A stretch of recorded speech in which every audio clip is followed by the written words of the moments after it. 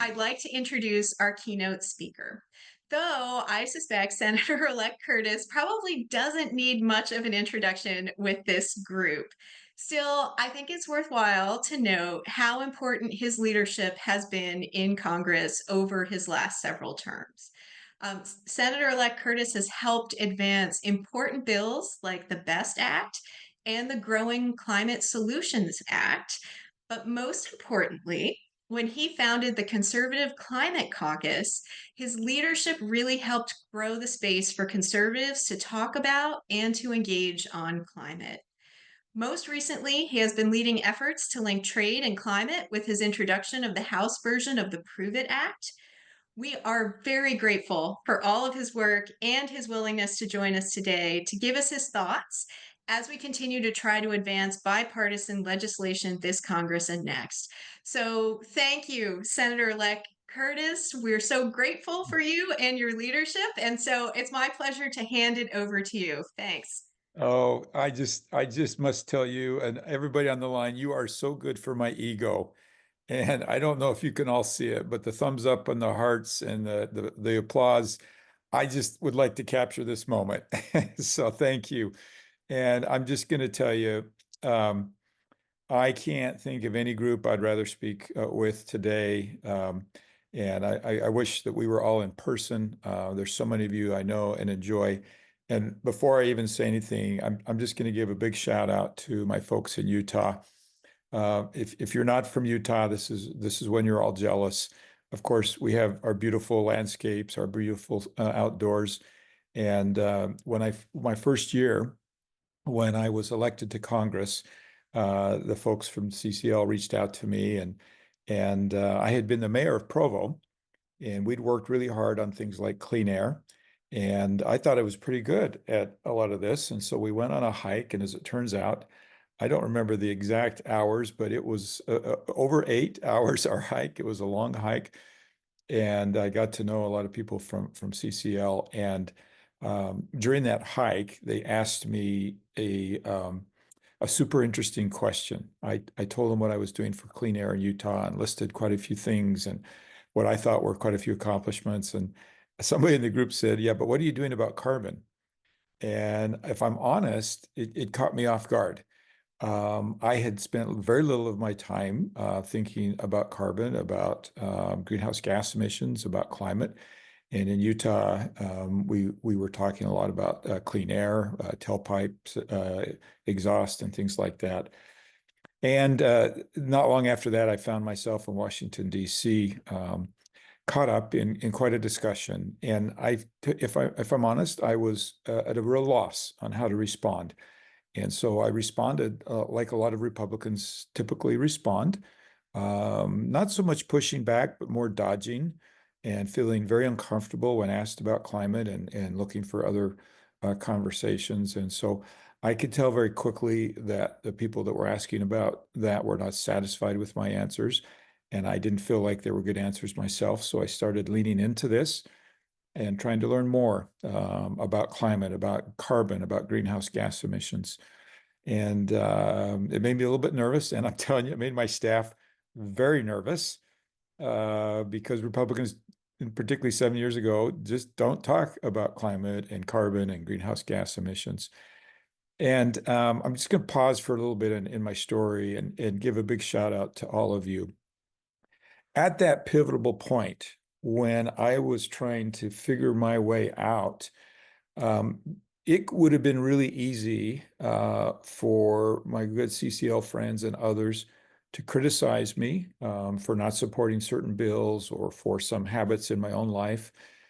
And they didn't. They instead found things that I did that they liked. They found bills I supported that they liked. And I'm very well aware it was very inadequate for what they would have hoped or aspired to. But that approach of embracing me and making me feel good about myself and what I was doing actually inspired me to want to do more. It had just the perfect effect on me. And so instead of being satisfied with the very, very little that I was doing, I wanted to do a whole lot more and learn a whole lot more. And as I did, I had some serious aha moments. One of those aha moments was, wait a minute, you don't have to be a Democrat to be good at this. You don't have to give up conservative principles to be good at this. And there's really most of what Republicans would put forth for energy policy is right in line with what many of my Democratic colleagues would put forward. So why were we afraid to talk about this? And I think the answer is we just didn't know a whole lot about it. We didn't know what the alternatives were. We didn't know what our own solutions were. And so as I started to talk more about it, I knew that it wasn't enough for John Curtis to talk about climate. We had to get Republicans talking about climate. And some of you have heard this. So I'm sorry to give you a story you've already heard, but I think it's a pretty fun story.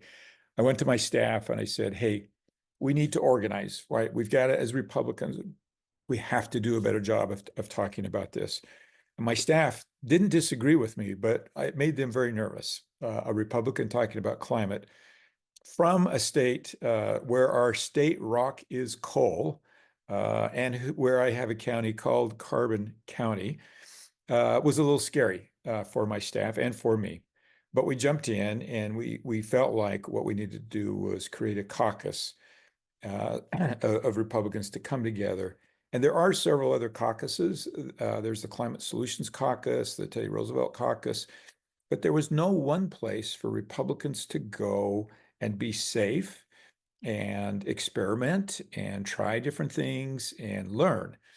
And so we created the Conservative Climate Caucus.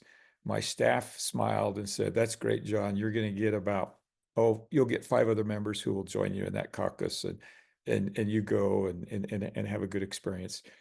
Imagine how delighted we all were when we made the announcement that we would do the caucus, and not 5, not 6, not 7, not 8, not 9, but dozens of people came up to me. We did almost no recruiting. They literally came to me and said, I want to be part of your caucus. It's finally time for us to be doing this. And the way I've interpreted that is that Republicans were tired of getting their teeth kicked in at town hall meetings. They were tired of not having answers. They were tired of not of looking like they didn't want to leave the earth better than we found it. So over time, we refined our talking points and we made them really comfortable for Republicans. And I'll just tell you one of the things, and by the way, they're very similar to the way that you approach it, and that is we don't have a litmus test. You don't have to be really good to join our caucus. You just have to be willing to join the caucus. And so we don't care if you think climate's a hoax, we want you in the caucus. And something really interesting happened as people joined the caucus, even though they were very tentative. The more time they spent with us, the more experiences they had, the more comfortable they grew talking about climate. And as they grew comfortable talking about climate, they stopped worrying about the science and they started worrying about how you reduce carbon. And it's almost a magical thing if you bring people in, you have a good experience, as you all did with me, then they relax a little bit and get more comfortable and will take more chances. And so I've always been very proud of the number of people in the caucus. I mentioned 85 the other day, and some of you know Grace from my staff. She kind of slapped me and said, "No, it's 87." So we're up to 87 House members now. I think we'll quickly get to about half of all House Republicans who are part of this caucus, and that is a caucus for Republicans with its first tenet that the climate's changing and Matt's had some influence on it. Now let's talk about what we're going to do about it.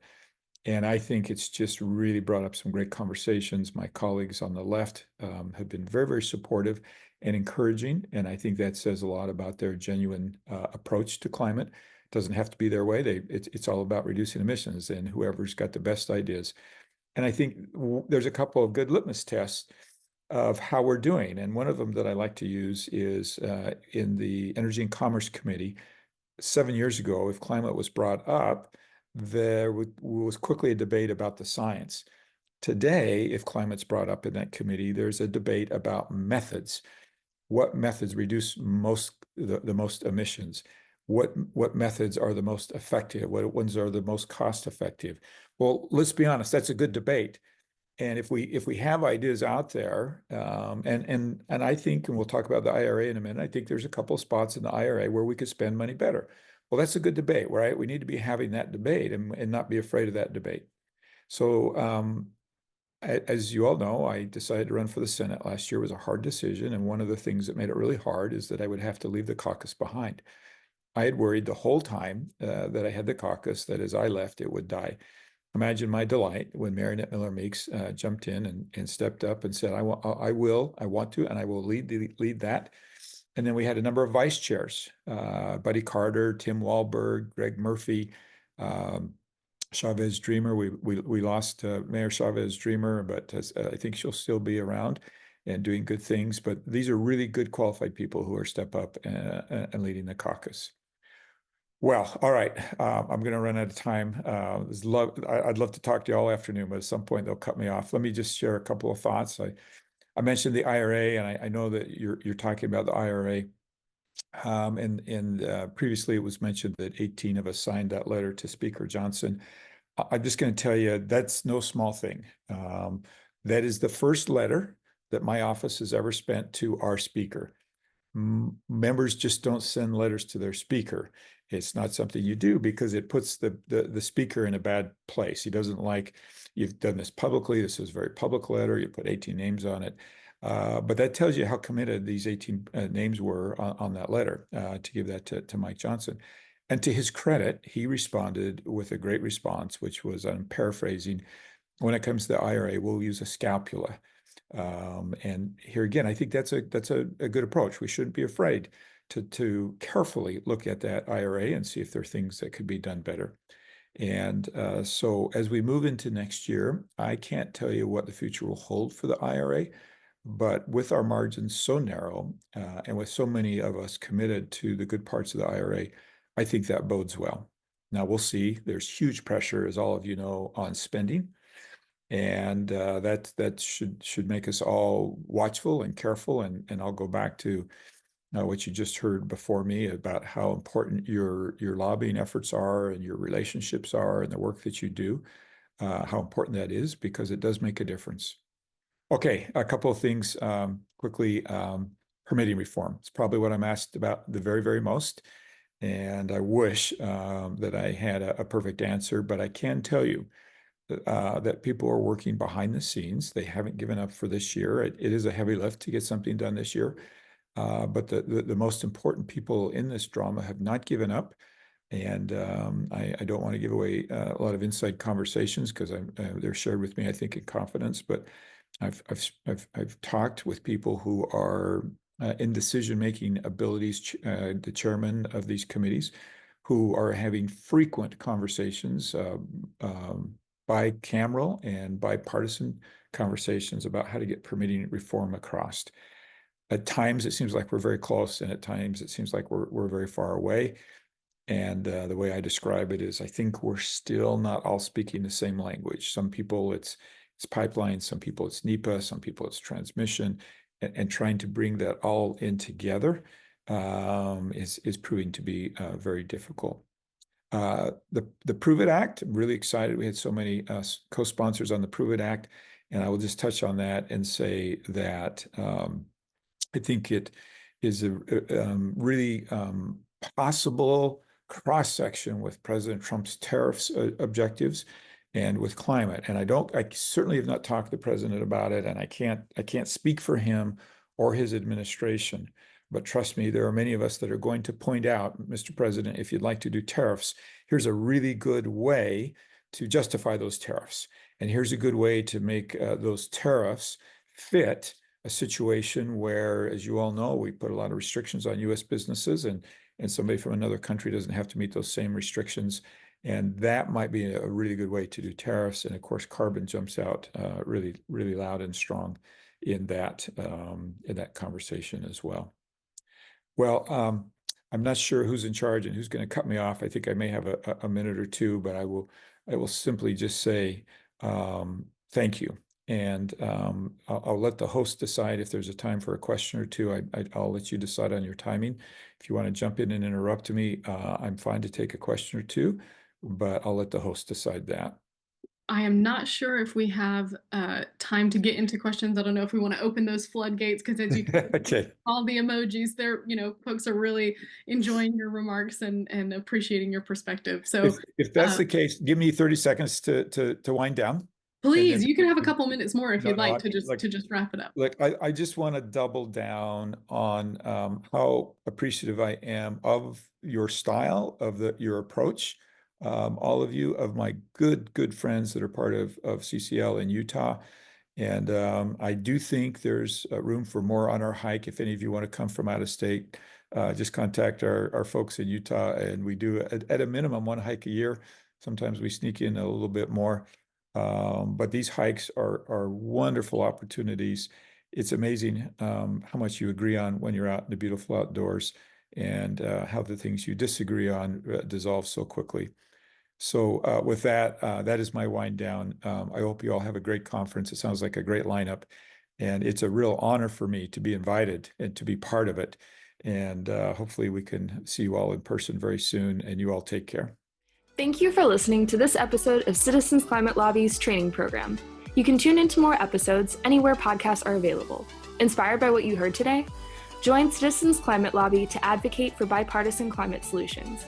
Go to community.citizensclimate.org to find more trainings, resources, your local chapter, national action teams, discussion forums, and more.